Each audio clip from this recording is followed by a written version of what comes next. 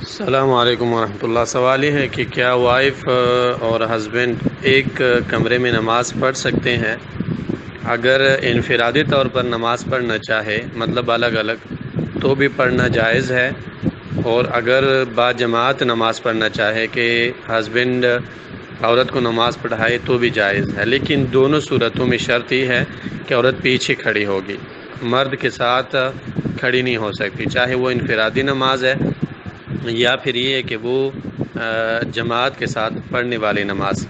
اور دلیل اس پر حدیث ہے انس رضی اللہ عنہ کی، کہ رسول اللہ صلی اللہ علیہ وسلم نے انس رضی اللہ عنہ اور اس کی ماں اور ایک بچے کو نماز پڑھائی۔ آپ صلی اللہ علیہ وسلم اکیلے کھڑے تھے اور انس رضی اللہ عنہ اور وہ بچہ پیچھے، اور ان کی ماں بالکل پیچھے کھڑی تھی۔ مسلم میں یہ حدیث ہے المساجد و مواضع الصلاۃ میں۔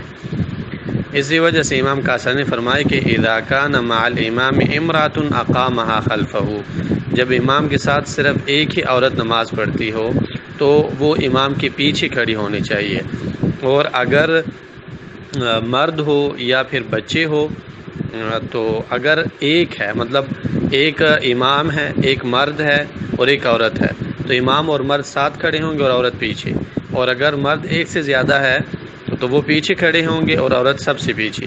تو کہنے کا مقصد یہ ہے کہ اگر اجتماعی نماز ہے یا انفرادی نماز ہے، دونوں صورتوں میں عورت کو پیچھے کھڑے ہونا پڑے گا۔ السلام علیکم ورحمۃ اللہ۔ سوال یہ ہے کہ